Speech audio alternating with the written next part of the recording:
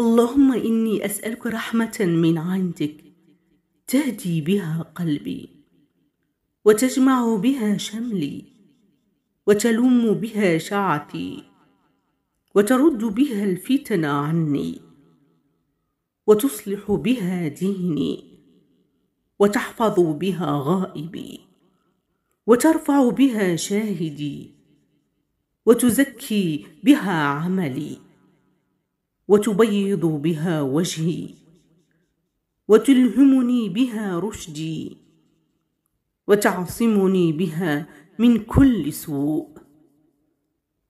اللهم إني أسألك إيمانا خالصا يبشر قلبي، وأسألك يقينا صادقا حتى أعلم أنه لن يصيبني إلا ما كتبت علي، والرضا بما قسمته لي.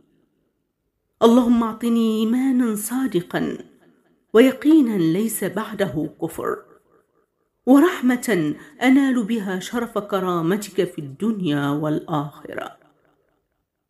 اللهم إني أسألك الفوز عند اللقاء، والصبر عند القضاء، ومنازل الشهداء، وعيش السعداء، والنصر على الأعداء، ومرافقة الأنبياء.